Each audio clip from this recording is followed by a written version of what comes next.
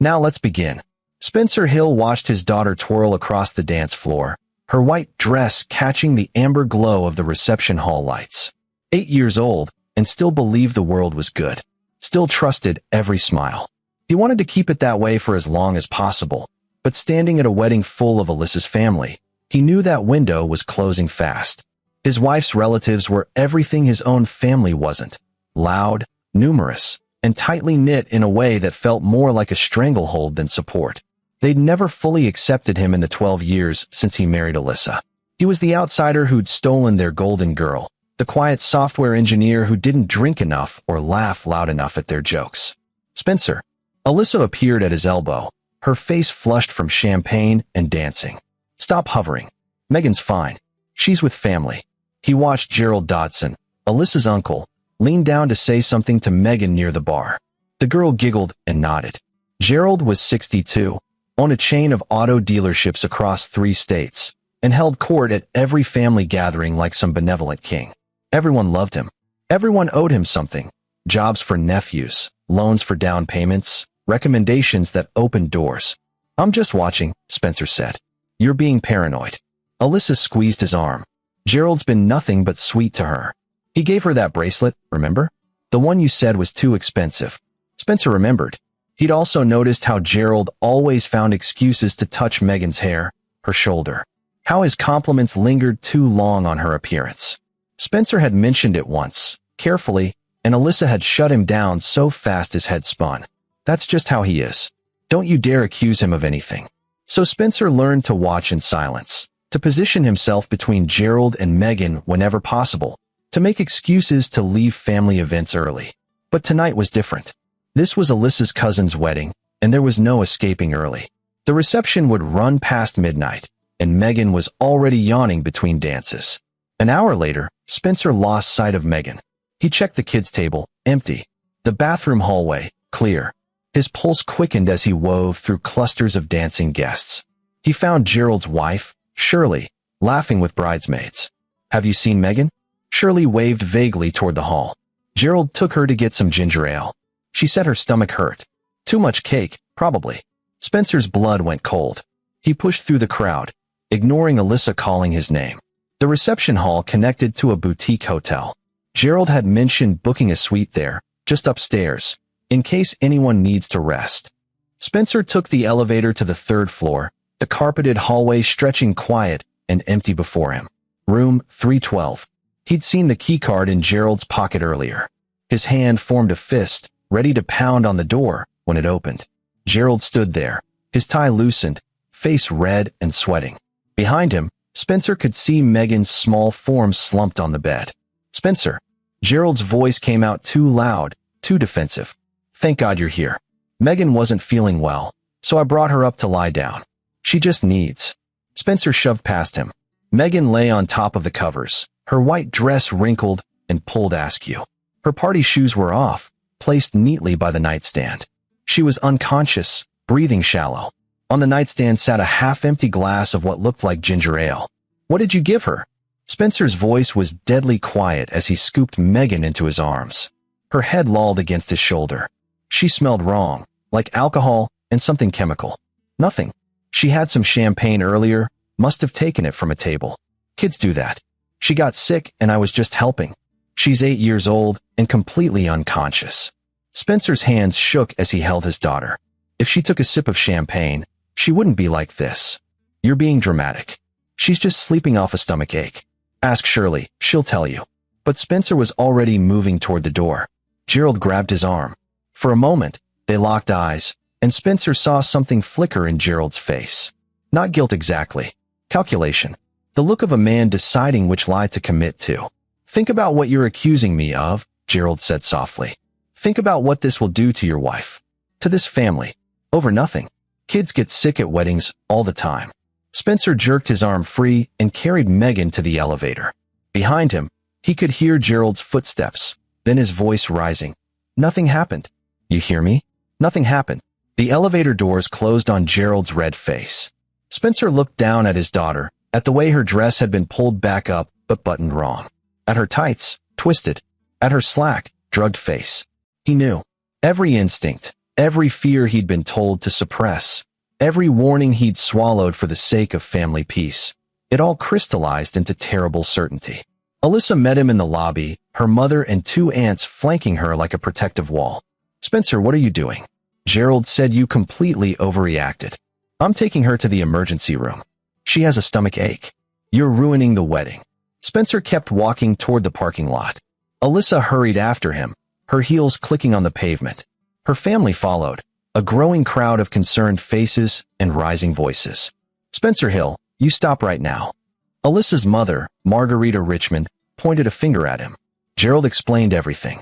"You can't just watch me." Spencer buckled Megan's limp body into the back seat. She didn't wake, didn't stir. That alone terrified him more than anything. Alyssa grabbed the car door.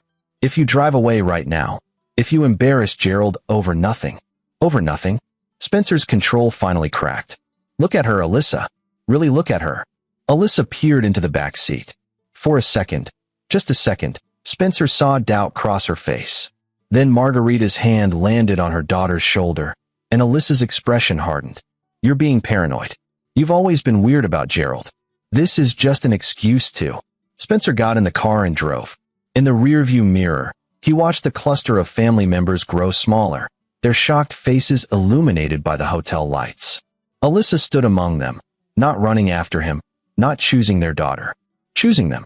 The ER at St. Catherine's was quiet for a Saturday night. Spencer carried Megan through the automatic doors, her head resting against his chest. A nurse looked up from her station, took one look at the unconscious child, and immediately called for a doctor. "What happened?" The doctor, a woman in her 40s with kind eyes, gestured Spencer into a private room. He laid Megan on the examination table and told the truth. All of it. The uncle, the hotel room, the wrong buttons, the glass of ginger ale. He watched the doctor's face shift from professional concern to something harder. "We need to do a full examination," she said. "A rape kit. Are you comfortable with that?" Spencer's throat tightened, but he nodded. "Do whatever you need to do. I need to know. I need proof." Because he knew what was coming. He knew his wife, her family, their circled wagons. He knew how Gerald's money and influence worked in this town. He needed evidence that couldn't be dismissed, couldn't be explained away. The examination took 90 minutes. Spencer sat in the waiting room, his hands clasped between his knees, staring at the linoleum floor. He'd texted Alyssa the hospital name. She hadn't responded. He'd called twice. Voicemail. Finally, the doctor emerged. Her face told him everything before she spoke. "Mr. Hill, I'm so sorry.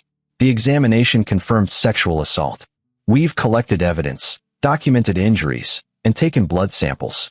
The tox screen is processing, but based on her symptoms, I suspect she was given a significant dose of a sedative, possibly mixed with alcohol." Spencer's world tilted. He'd known, but hearing it confirmed felt like a physical blow. "She's 8 years old. I know. I'm so sorry. We've contacted the police. Detective Stuart Lamb is on his way. He specializes in these cases. Can I see her?" "She's still sedated, but yes." Megan looked so small in the hospital bed, and 4 in her thin arm, monitors beeping softly. Spencer sat beside her and took her hand. It was warm, alive, but he couldn't shake the feeling that something had been stolen from both of them tonight. Her innocence. His ability to protect her. His phone buzzed. "Finally, Alyssa, you're a liar. Gerald would never do that. Mom's lawyer is already involved. You've crossed a line." Spencer stared at the text, reading it 3 times. Then he screenshotted it and saved it to an encrypted folder he'd created years ago, when he first started documenting Gerald's behavior around Megan. The too long hugs. The inappropriate comments. The times he'd shown up at their house unannounced when he knew Spencer was at work. He'd been building a file, hoping he'd never need it. Now he knew he'd need everything he had. Detective Stuart Lamb arrived an hour later, a lean man in his 50s with graying hair and tired eyes that had seen too much. He sat across from Spencer in the consultation room and listened without interrupting as Spencer laid out the evening's events. "The doctor gave me the preliminary results," Lamb said when Spencer finished. "I'm going to be straight with you, Mr. Hill. This is going to be hard. Gerald Dodson is a prominent businessman. He has connections, resources, and from what you've told me, an entire family willing to vouch for him. I have evidence. The rape kit is a start, But his lawyers will argue timing, opportunity, alternative explanations. They'll paint you as a paranoid father with a grudge. They'll destroy your credibility, your marriage, your reputation. Lamb leaned forward. I'm not trying to discourage you. I'm preparing you for the fight ahead. Do you understand? I understand that my daughter was raped, and I'm going to make sure he pays for it. Lamb studied him for a long moment. I believe you. And I believe her. But belief isn't enough. We need to build an airtight case. He pulled out a notepad. Tell me everything you know about Gerald Dodson. Every detail, every suspicion, every incident you've noticed. Spencer talked for 2 hours. He pulled up his encrypted files on his phone, showing Lamb-dated notes, photos, even a video from a Christmas party where Gerald's hand lingered too long on Megan's back. Things Spencer had documented obsessively, compulsively, because something in him had known this day might come. Lamb's expression grew darker as the evidence mounted. This is good. This establishes pattern. But I need more. I need witnesses, other victims, financial trails. Men like Gerald Dodson don't usually stop at one. What are you saying? I'm saying your daughter probably isn't his first. Men who do this, who plan at this carefully, the hotel room ready, the sedatives prepared, they've practiced. We find the others, we build a case he can't buy his way out of. Spencer's phone buzzed again. This time, a call from Melissa. He answered. You need to come home right now and apologize. Her voice was cold, clipped. Gerald's reputation is destroyed because of your lies. He's talking about suing you for defamation. The family wants you to. Alyssa, the rape kit came back positive. Silence. Then, you're lying. I'm at St. Catherine's Hospital. The doctor confirmed it. The police are here. They're opening an investigation. No, that's impossible. Gerald wouldn't. He's been nothing but good to us. He gave you that job reference when he raped our daughter. More silence. Spencer could hear voices in the background. Margarita's sharp tone, then Gerald's deeper rumble. They were all there, circled together, deciding how to handle this. I don't believe you, Alyssa said finally. And neither does anyone else. You're going to regret this, Spencer. You're going to regret what you've done to this family. She hung up. Spencer looked at Detective Lamb. My wife thinks I'm lying. The family will close ranks. It's what they do. Gerald's already working the phones, I guarantee it. By morning, there'll be a narrative in place. You'll be the unstable outsider who's always resented him, who's using this poor sick child too. She's not sick. She was drugged and raped. I know, and we're going to prove it. But you need to understand something, Mr. Hill. The legal case is only part of this battle. The court of public opinion, family pressure, social warfare. That's where men like Gerald excel. He'll try to isolate you, destroy your support system, make you doubt yourself. Lamb's eyes hardened. You have to be stronger than that. You have to be willing to lose everything except your daughter. Spencer looked through the window at Megan's sleeping form. I already have. The detective nodded slowly. Then let's get to work. I'm going to need you to do something difficult. I need you to go home. Act normal around your wife's family. Keep your ears open. If Gerald's done this before, someone knows. Someone's covering for him, or someone's been paid off, or someone else has suspicions. You find that thread, I'll pull it. You want me to spy on them? I want you to gather intelligence. There's a difference. Lamb stood, handing Spencer a card. My direct line. Call me anytime, day or night. And Mr. Hill, don't do anything stupid. Don't confront Gerald. Don't threaten him. Don't give them ammunition to paint you as unstable.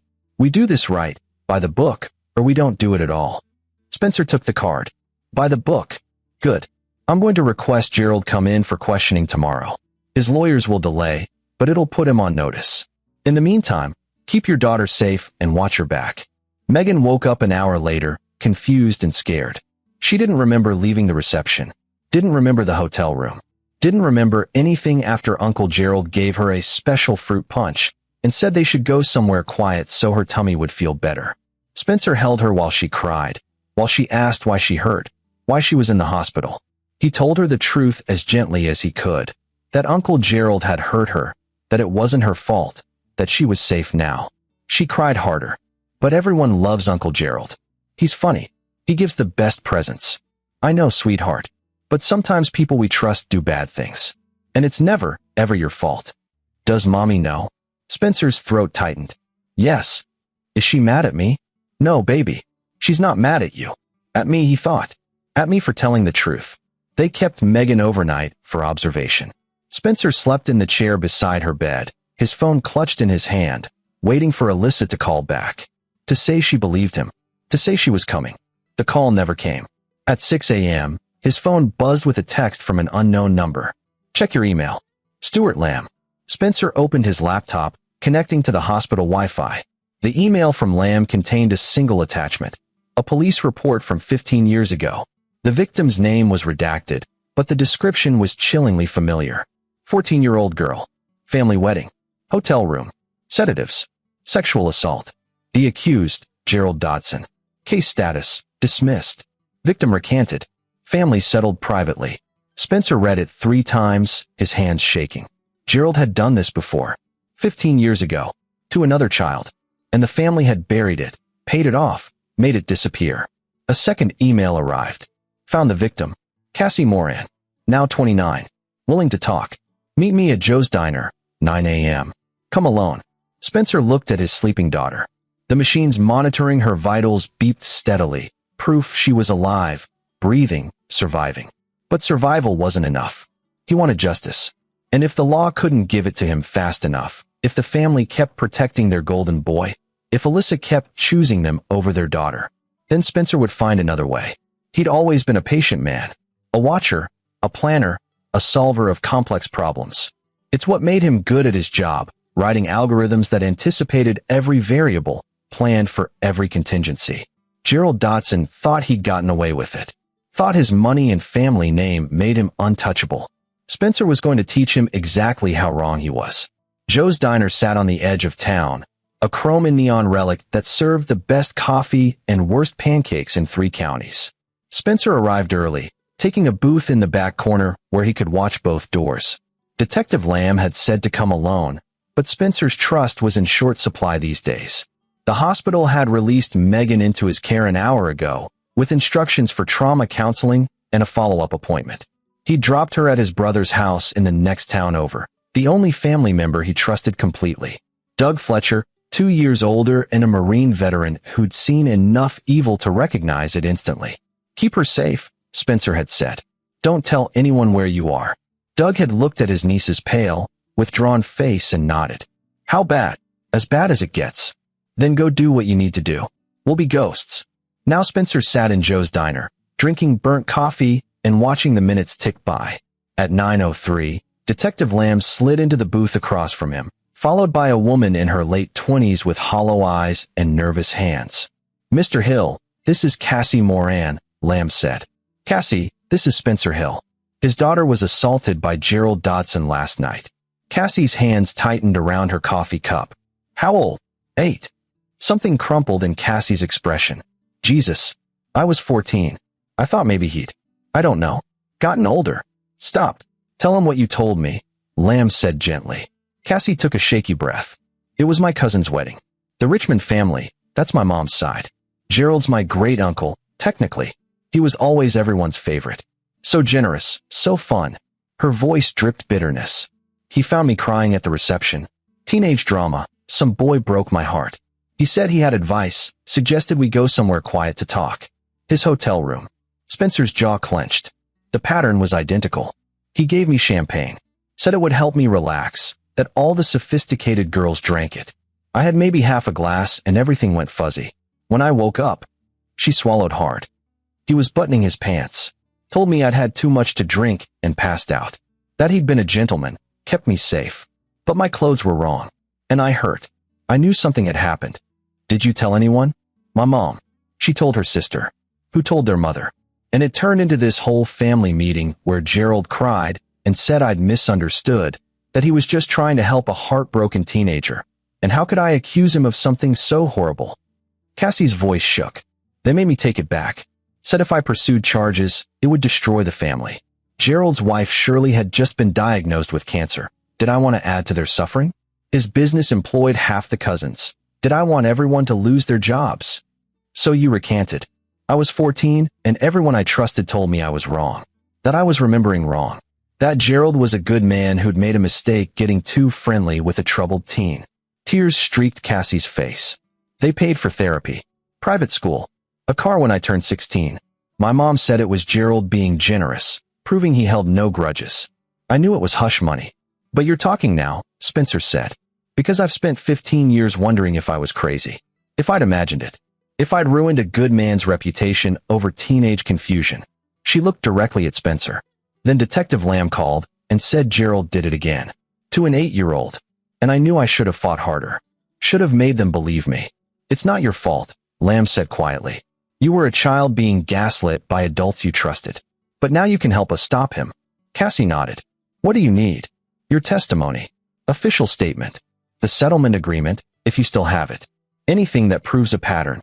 My mom kept everything. She'll fight me on this. The whole family will. I know. Lamb glanced at Spencer. They're already circling wagons around Gerald.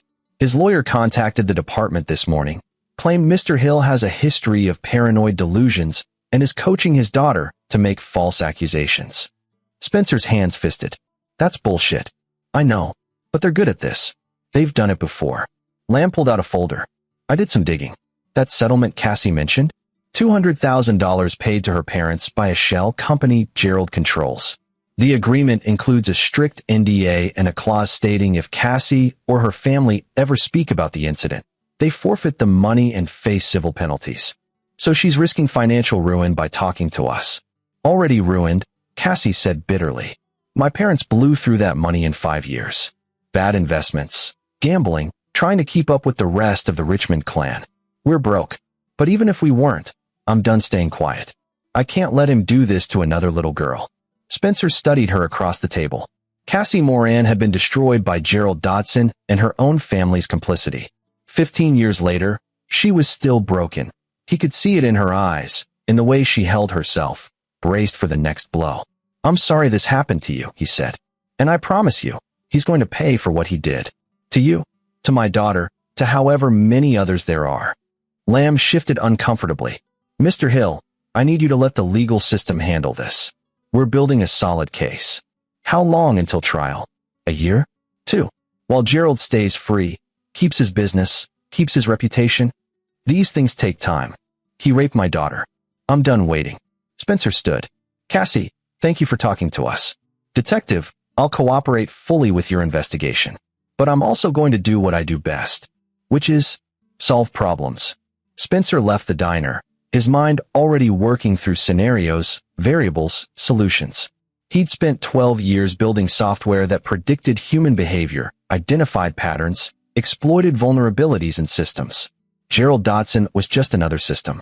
And every system had weaknesses. His phone buzzed as he reached his car. Alyssa, come to Mom's house. We need to talk. He drove to the Richmond family estate, a sprawling colonial on 5 acres that Alyssa's grandfather had built with textile money. Cars lined the circular drive. The whole family was here. A tribunal. Margarita answered the door, her face hard. About time.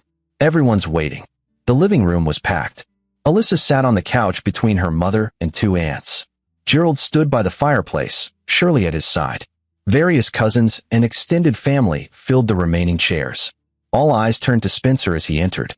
Sit down, Spencer, Margarita commanded. I'll stand. Fine.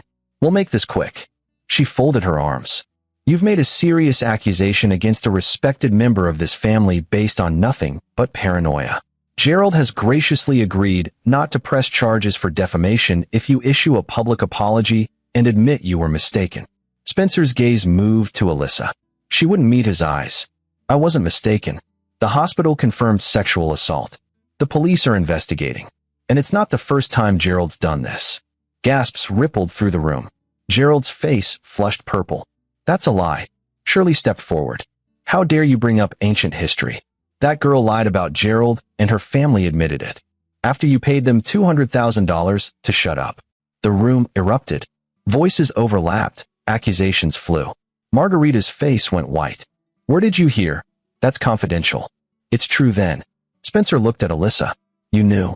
Your whole family knew Gerald assaulted a 14-year-old, and you buried it. It was complicated. One of the aunts protested. The girl was troubled. She'd been drinking. She was 14 years old, and he drugged her. Just like he drugged Megan. Megan was sick. Alyssa finally spoke, her voice shrill. Gerald was trying to help her, and you twisted it into something sick because you've always hated him. I've always been afraid of him, because I saw what he is. What you all refuse to see. Gerald stepped forward, his voice smooth, controlled. Spencer, I understand you're upset. Megan got sick at the wedding and you panicked. But these accusations are destroying lives. My marriage, my business, your marriage. He gestured to Alyssa. Think about what you're doing to your family. I'm protecting my daughter from a predator. You're destroying your daughter's life. Margarita snapped. Everyone at that wedding knows what you did. The story's already spreading. People are talking. Megan will be branded. Megan was raped. That's not a brand. That's a crime. And the only person who should be ashamed is the man who did it. Spencer pulled out his phone, tapping the screen. I've sent the police report to all of you. Gerald's full history. The previous victim's statement. The settlement agreement. The talk screen from last night showing exactly what drugs were in Megan's system. He looked at each family member in turn. You can keep lying to yourselves, but you can't claim ignorance anymore. Everyone in this room now knows exactly what Gerald is. He turned to leave. Alyssa jumped up, grabbing his arm. If you walk out that door, we're done. I will divorce you. I will fight for custody. You will lose everything. Spencer looked at his wife, at the woman he'd loved for 12 years, who'd given him a daughter, who'd promised to stand beside him through anything. I already lost everything the moment you chose them over Megan. He left. Behind him, the room erupted again, but one voice rose above the others, Gerald's, tight, with barely contained rage. That man just made the biggest mistake of his life. Spencer knew. The Richmonds were a powerful family with deep pockets and deeper connections. They could make his life hell, destroy his career, his reputation, turn the entire community against him. But they'd underestimated one crucial thing. Spencer Hill had nothing left to lose. And a man with nothing to lose was the most dangerous kind. His phone rang as he drove. Detective Lamb, I heard you confronted the family. How? Margarita Richmond called the chief. Claimed you're harassing Gerald, that you need a psychiatric evaluation. The chief wants me to back off the investigation. Can he do that? He can try. I can stall. But Spencer, you need to understand the pressure they're bringing to bear. Gerald's lawyer is already filing motions to suppress the rape kit evidence, claiming improper collection. They're going after your custody of Megan, saying you're unstable. And they've got a PR firm spinning this as a family dispute blown out of proportion by a paranoid father. What are you saying? I'm saying the legal route is going to be a long, ugly fight, and you might lose. Spencer pulled over, hands gripping the steering wheel. Then what do I do? Officially? Trust the system. Cooperate with the investigation. Be patient. And unofficially? A long pause. I've been a cop for 27 years. I've seen men like Gerald Dotson get away with it again and again because they know how to work the system. They have money, lawyers, connections. They destroy their victims' credibility and walk away clean. Another pause. Sometimes the system fails. When it does, I look the other way while good people find their own justice.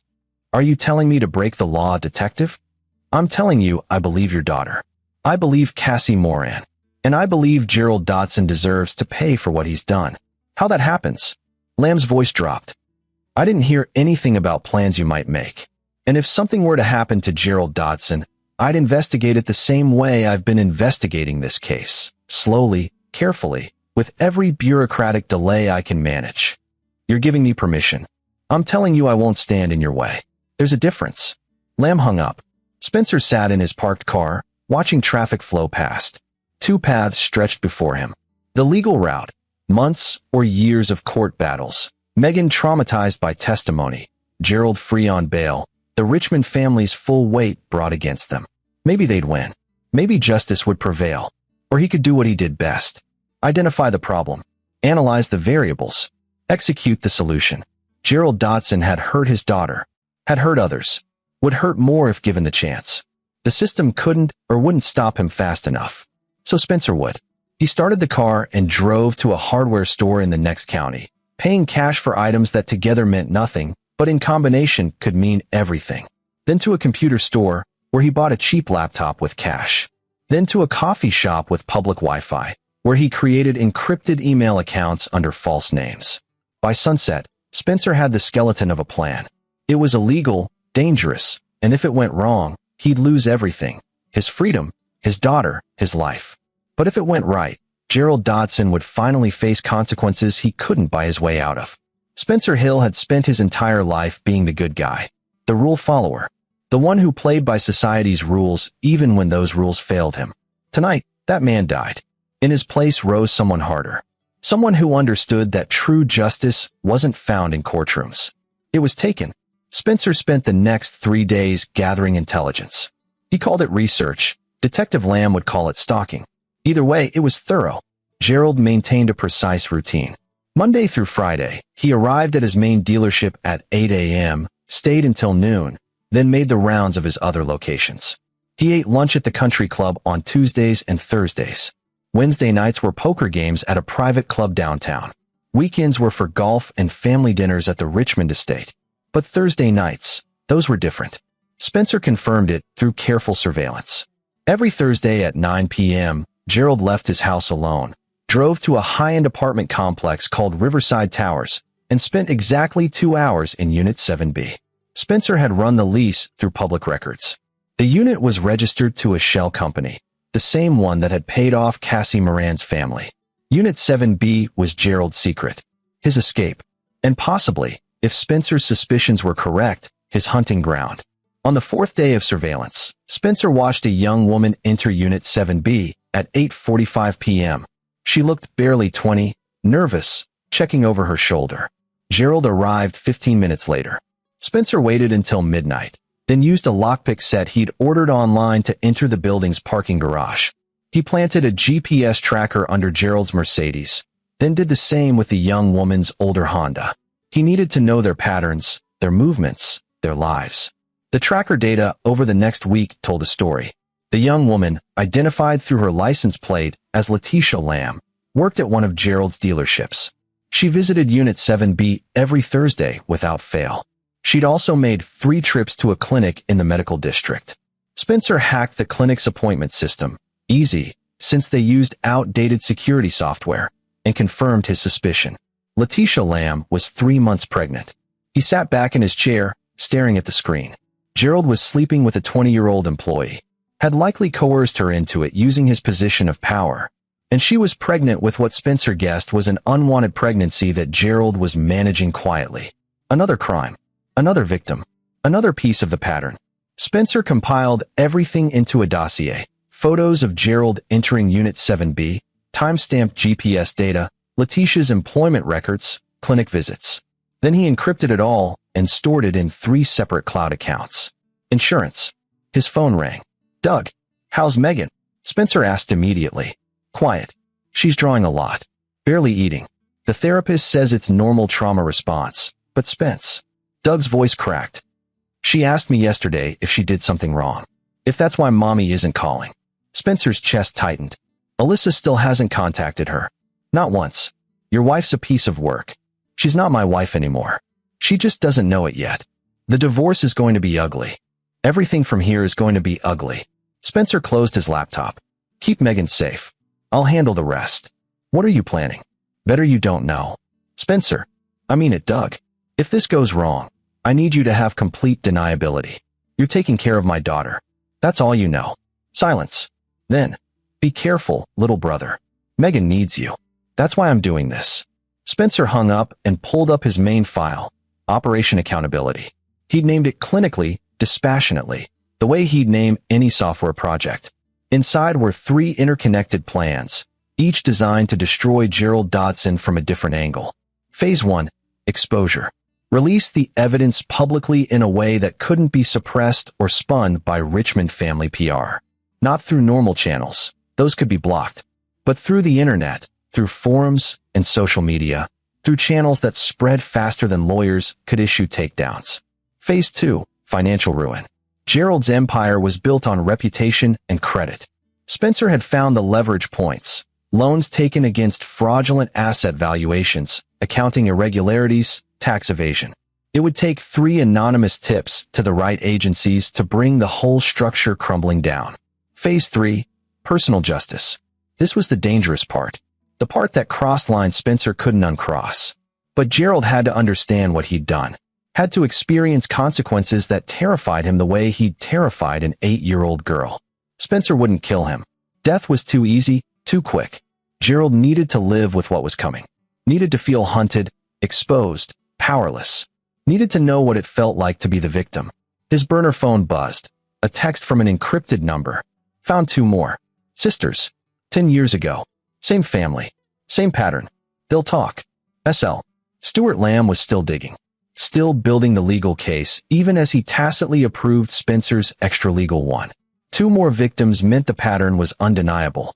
It also meant Gerald had been doing this for at least 15 years, possibly longer. How many?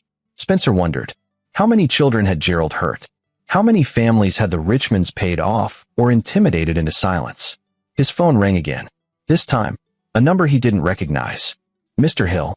A woman's voice, professional but strained. This is Elsa Warren. I'm your wife's attorney. I'm calling to inform you that Mrs. Hill is filing for divorce and requesting full custody of your daughter. We'll be citing your recent erratic behavior and false accusations against a family member as evidence of unfitness.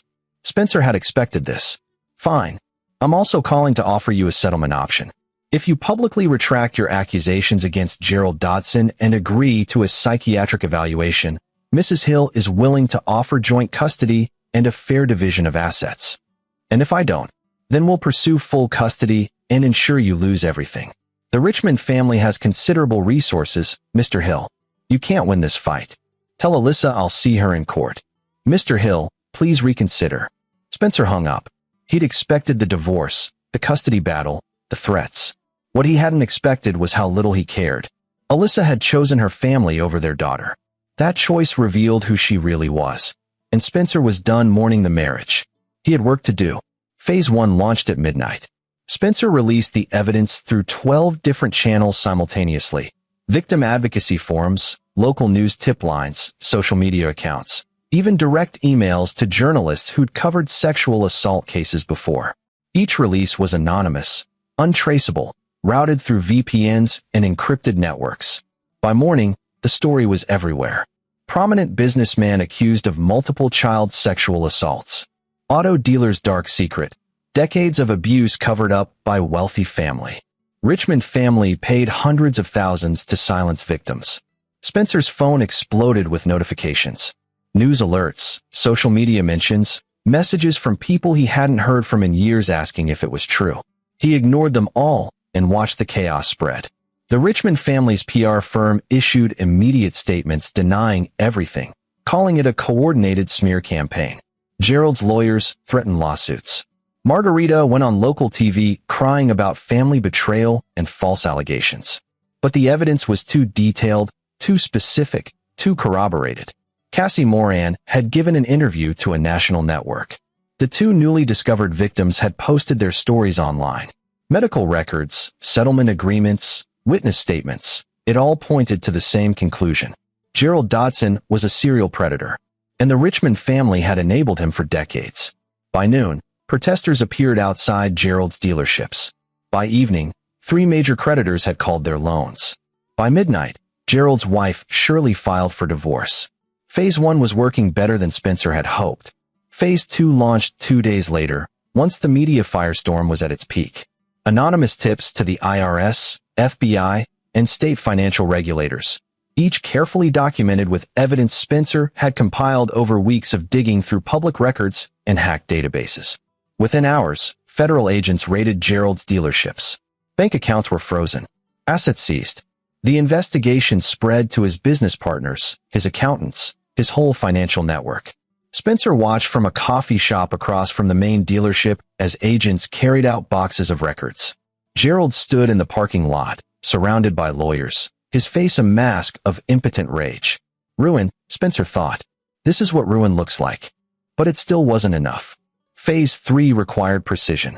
Spencer waited until the following Thursday, when Gerald would normally go to Unit 7B.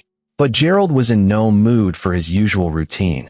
His life was imploding, his business collapsing, his reputation destroyed. So Spencer adjusted the plan. He sent Letitia Lamb an anonymous message with proof of her pregnancy and a simple offer. Cooperate with investigators about Gerald's sexual harassment and get a settlement large enough to start over. Refuse and watch the pregnancy become public, her reputation destroyed alongside Gerald's. She cooperated within hours, giving a statement to Detective Lamb about years of coercion, unwanted advances, pressure to visit the apartment. More charges, more evidence, more walls closing in. But Spencer wasn't done. On the 15th day after the assault, Spencer arranged a meeting. He'd sent Gerald a message through an encrypted account. I have the missing financial records from the 2019 audit, the ones that prove fraud. Meet me tonight at the old Winston warehouse at 10 p.m. Come alone or they go to the FBI. It was a trap, obviously. But Gerald was desperate, cornered, and Spencer was betting he'd take the chance to eliminate a threat. He was right. Spencer arrived at the warehouse at 9:30, parking 2 blocks away. The building had been abandoned for years, a hollow shell in the industrial district where nobody came after dark. Perfect for what he had planned. He'd spent the previous day setting up cameras in strategic positions, recording devices, and in the center of the main floor, a simple chair under a single hanging work light. Gerald arrived at 10:05, his Mercedes pulling into the lot with headlights off. He got out slowly, looking around, clearly nervous. He was carrying something. Spencer zoomed the camera feed and saw it. A gun. Of course. Gerald had come to kill whoever was blackmailing him. Spencer watched from his hidden position in the upper office as Gerald entered the warehouse. The older man moved carefully, the gun held low but ready. Hello. Gerald's voice echoed in the empty space. I'm here. Where are you? Spencer pressed a button on his remote. The warehouse lights blazed to life, flooding the space with harsh fluorescent brightness. Gerald spun, momentarily blinded, gun rising. Drop it. Spencer's voice came through the speakers he'd installed. You're surrounded by cameras. Everything you do is being recorded and live-streamed. If you shoot anyone, the police will have the evidence instantly. Gerald's head swiveled, searching for Spencer. Where are you? Somewhere you can't reach me. Put the gun down, Gerald. Slowly, Gerald set the weapon on the concrete floor. What do you want? I want you to understand something. I want you to feel what it's like to be powerless. To be trapped. To know that someone more powerful than you is controlling your fate. Spencer. Gerald's face twisted with recognition and rage. You son of a bitch. You did all this. The media, the charges, the financial investigation. You did it to yourself when you raped my daughter. I didn't. Stop lying. Spencer's voice boomed through the speakers. I know about Cassie Moran. About the sisters 10 years ago. About Letitia Lamb and God knows how many others. You're a predator, Gerald. You've been hurting children for decades and hiding behind your money and your family. Gerald's face flushed. You've destroyed everything. My business, my marriage, my reputation. Are you happy now? No. Because you're still free. Still breathing. Still able to hurt people. What do you want from me? Spencer let the silence stretch. I want you to confess. Every victim. Every time. Every detail. The cameras are recording. Your confession will go to the police, the media, the courts. You can't take it back, can't spin it, can't buy your way out. You're insane. I'm a father who will do anything to protect his daughter and make sure you never hurt another child. I won't confess to something I didn't do. Spencer pressed another button. On the screen Gerald couldn't see, video began playing on loop, surveillance footage from the wedding. Gerald leading Megan away, entering the elevator, walking her to room 312. The timeline matched perfectly with when Spencer had found her drugged and assaulted. I have proof, Gerald. Medical evidence. Witness testimony. Financial records of your settlements. And now I have you, on camera, with a gun, meeting someone in an abandoned warehouse. Spencer's voice dropped. You're done. The only choice you have left is whether you maintain your lies while going to prison, or confess and maybe, show a shred of human decency before the end. Gerald stood in the pool of light, trembling. Not with fear, Spencer realized. With fury. You think you've won? Gerald spat. The Richmond family will destroy you.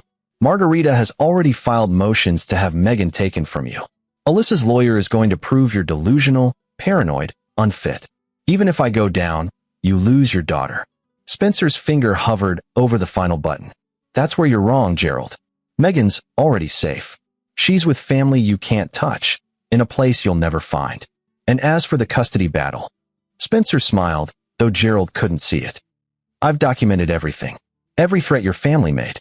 Every attempt to cover up your crimes. Every lawyer who tried to intimidate me or suppress evidence. It's all recorded, time-stamped, backed up in multiple locations. If Alyssa wants to fight for custody, she'll have to explain to a judge why she sided with her daughter's rapist over her daughter. Gerald's shoulders sagged slightly. Spencer could see the calculation happening, the realization that there was no escape, no angle left to play. You haven't won anything, Gerald said quietly. Even if you destroy me, it doesn't undo what happened. Your daughter will carry this trauma forever. Your marriage is over. Your life is ruined. You're right, Spencer said. Nothing I do can fix what you broke. But I can make sure you pay for it. I can make sure everyone knows what you are. And I can sleep at night knowing I did everything in my power to protect my daughter and every other child you might have hurt. I want my lawyer. And you'll get one. Detective Lamb is on his way here now. I called him 20 minutes ago. This whole conversation is recorded. The gun you brought is registered to you. Your presence here proves intent to harm your blackmailer, combined with everything else. Spencer let the implications hang. You set me up. I gave you the rope. You chose to hang yourself. Sirens wailed in the distance, growing closer. Gerald looked toward the door, then back at the cameras he couldn't locate. I could still walk out of here. Disappear. You could try, but where would you go? Your accounts are frozen. Your passport has been flagged. Your face is all over the news. You're not a rich, powerful man anymore, Gerald. You're just a criminal. The sirens grew louder. Gerald picked up his gun. For a moment, Spencer thought he might actually try to shoot his way out. But Gerald just looked at the weapon in his hand, then slowly, carefully, placed it back on the ground and stepped away. I didn't mean to hurt anyone, Gerald said quietly, and for the first time, his voice cracked. I couldn't help myself. They were so innocent, so trusting. Spencer's stomach turned. Save it for your trial. Police lights strobed through the warehouse windows. Doors crashed open. Officers flooded in, weapons drawn, shouting commands. Gerald dropped to his knees, hands behind his head, the picture of compliance. Detective Lamb appeared, surveying the scene. He looked up at the cameras, nodded once, then turned to Gerald. Gerald Dodson, you're under arrest for attempted murder, illegal possession of a firearm, and violation of bail conditions. As officers handcuffed Gerald, Lamb continued reading rights. Spencer watched from his hidden position until they'd loaded Gerald into a police car. Then he collected his equipment, wiped down everything he'd touched, and slipped out the back exit. The live stream had worked perfectly. Thousands had watched Gerald arrive with a gun, heard his half-confession, seen him caught red-handed. The Richmond family's lawyers couldn't spin this. The court of public opinion had already convicted him. Phase 3, complete. Spencer drove to Doug's house, where Megan was waiting. She was asleep when he arrived, curled up in a guest bed with her stuffed rabbit. He sat beside her in the dark, watching her breathe, feeling the weight of everything finally catch up to him. He destroyed a man's life, had broken laws, manipulated systems, become something he'd never thought he'd be. And he'd do it all again without hesitation. Because Megan was safe. Because Gerald would never hurt another child. Justice, he'd learned, wasn't always found in courtrooms or police stations. Sometimes it was taken in warehouses at midnight by fathers who refused to let evil hide behind money and family connections. Doug appeared in the doorway. It's all over the news. Gerald Dodson arrested. Attempted murder charges. The whole Richmond family is imploding. Margarita's under investigation for obstruction. 2 of the uncles for conspiracy to cover up crimes. Alyssa's been calling you nonstop. Let her call. You really did it. Took down the whole family. I just exposed what they really are. They took themselves down. Doug sat in the other chair. What now? Spencer looked at his sleeping daughter. Now we heal. However long it takes. And we make sure Megan knows none of this was her fault. That she's loved, protected, safe. And Alyssa? She made her choice. I'm filing for full custody tomorrow, along with restraining orders against the Richmond family. Alyssa can see Megan when she proves she can put our daughter first. That might never happen. Then Megan's better off without her. Spencer's phone buzzed. A text from Detective Lamb. Gerald's lawyer is trying to claim entrapment. Won't stick. We've got him on multiple counts. Plus 4 more victims came forward tonight after the live stream. He's going away for a long time. You should be proud of what you did. Spencer read it twice, then deleted it. Proud wasn't the word. Satisfied, maybe. Or simply resolved. He'd done what needed doing. A second text followed. For the record, I never saw any evidence of illegal surveillance, hacking, or entrapment. My investigation was thorough and by the book. Whatever else happened, I was never there. Good luck with your daughter, Mr. Hill. Spencer smiled faintly. Even the law occasionally knew when to look the other way. He turned off his phone and stretched out on the floor beside Megan's bed. Tomorrow would bring more fights, custody hearings, divorce proceedings, possible criminal investigations into his own actions. The Richmond family wouldn't surrender without trying to take him down with them. But tonight, Megan was safe. Gerald was in custody. And Spencer Hill had learned that sometimes being a good father meant being willing to become the monster that scared away worse monsters. He closed his eyes and, for the first time in weeks, slept without nightmares. 6 weeks later, Spencer sat in a courthouse waiting room, Megan beside him drawing pictures. The custody hearing was scheduled to start in 20 minutes. Across the hall, he could see Alyssa with her new lawyer, her third since the divorce proceedings began. The first two had withdrawn after learning the full scope of Gerald's crimes and the family's cover-up. The Richmond empire had collapsed spectacularly. Gerald's dealerships were in bankruptcy. Margarita faced federal charges for witness tampering. 2 uncles were under investigation for financial crimes. The family that had once seemed untouchable was scattered, broke, and toxic. Alyssa had been staying at a friend's house, cut off from her family for the first time in her life. Spencer had heard through Doug that she was struggling, no job, no money, completely unprepared for life without the Richmond safety net. Part of him felt sorry for her. A very small part. Mr. Hill, a social worker approached, clipboard in hand. I've completed my evaluation. I need to discuss my findings before the hearing. Spencer followed her into a private room. Megan stayed with Doug, carefully coloring inside the lines of her drawing. I've spent the past month observing you with Megan, talking to her therapist, reviewing the evidence. The social worker, Myra Walters, said, Mr. Hill, I want you to know this is one of the most clear-cut cases I've seen. Your daughter feels safe with you. She's begun healing from her trauma. She explicitly stated she doesn't want to live with her mother. Alyssa's claiming I coached her. I know. I disagree. Megan's responses were spontaneous, age-appropriate, and consistent across multiple interviews. She's not parroting coached answers. She's expressing genuine fear that her mother won't believe her or protect her. So what are you recommending? Full custody to you, with supervised visitation for Mrs. Hill contingent on her completing therapy and demonstrating she understands the severity of what happened. Myra leaned forward. Off the record, your ex-wife is still in denial about her uncle's crimes. Until she accepts reality and prioritizes her daughter's well-being, she shouldn't have unsupervised access. Spencer felt something unodd in his chest. Thank you. The hearing itself was brief. The judge, a stern woman in her 60s named Felicia Vance, reviewed the evidence, the social worker's report, and the criminal cases against Gerald and the Richmond family. She asked Megan a few gentle questions in chambers. Did she feel safe with Daddy? Yes. Did she want to see Mommy? Maybe sometimes, but not alone. Judge Vance made her ruling from the bench.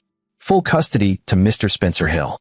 Mrs. Alyssa Hill is granted supervised visitation twice monthly, contingent on completion of family therapy and written certification from a licensed therapist that she acknowledges the assault of her daughter and demonstrates appropriate protective behaviors. This arrangement will be reviewed in 6 months. The gavel fell. Spencer closed his eyes and felt Megan's small hand slip into his. We can go home now, she whispered. Yes, sweetheart. We can go home. Across the courtroom, Alyssa was crying. Her lawyer was explaining something, but she wasn't listening. She was staring at Spencer and Megan, at the family she'd lost when she chose wrong. Spencer met her eyes and felt nothing. No anger, no satisfaction, no residual love. Just a vast emptiness where his marriage used to be. He picked up Megan and carried her out of the courthouse, Doug following with their bags. Outside, news cameras waited. The Hill versus Dodson case had become national news, a symbol of powerful men finally facing consequences, of families protecting predators, of brave survivors speaking truth. Spencer ignored the cameras and walked to his car. He'd given one interview, early on, explaining his actions and defending his daughter. That was enough. The rest was just noise. Spencer. He turned. Cassie Moran stood near the courthouse steps, no longer hollow-eyed and broken. She looked stronger now, confident. I wanted to thank you, she said. For believing me. For making them all finally listen. You were brave to come forward. You gave me the courage. You showed me it was possible to fight back and win. She glanced at Megan. How's she doing? Getting better. We both are. Good. That's good. Cassie smiled, a real smile. I'm testifying at Gerald's trial next month. All of us are. They're saying he's going to get 25 to life. Not enough. No. But it's something. It's justice, even if it's late. Spencer nodded. They stood in companionable silence for a moment, two survivors of Gerald Dotson's evil, connected by trauma and the long road to healing. Take care of that little girl, Cassie said finally. Always. 3 months later, Gerald Dotson was convicted on 14 counts of child sexual assault, attempted murder, and financial crimes. The judge sentenced him to 45 years without parole. At 62, it was effectively a life sentence. Spencer didn't attend the sentencing. He was at Megan's school play, watching her perform in a chorus of singing flowers. She still had nightmares sometimes, still startled at loud noises. But she was laughing again, playing with friends, slowly reclaiming her childhood. Therapy helped. The consistency of their new routine helped.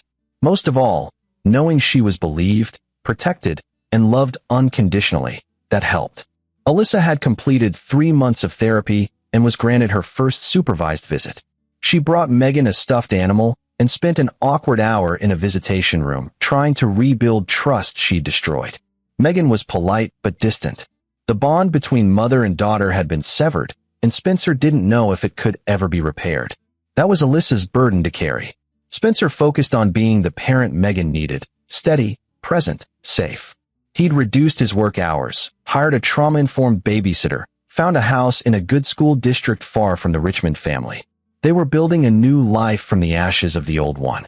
One evening, 6 months after Gerald's conviction, Megan came to Spencer with a question. Daddy, why did you fight so hard for me, even when Mommy and everyone said you were wrong? Spencer pulled her onto his lap, choosing his words carefully. Because you're my daughter. And a father's job is to protect his children, no matter what. Even when it's hard. Even when everyone else says to give up. I will always, always fight for you. Even if it means being mean to people. I wasn't mean, sweetheart. I was doing what was necessary to keep you safe and make sure the person who hurt you faced consequences. Uncle Gerald is in jail forever now. Yes. Good. Megan was quiet for a moment. I'm glad you're my dad. Spencer felt tears prick his eyes. I'm glad you're my daughter. She hugged him tight, and Spencer held her, thinking about how close he'd come to losing her. Not to Gerald's assault, but to the system that protected predators, to the family that chose reputation over truth, to the wife who chose her uncle over their child. He'd become someone he never thought he'd be in the fight to protect Megan. Had broken laws, manipulated systems, orchestrated a man's downfall with surgical precision.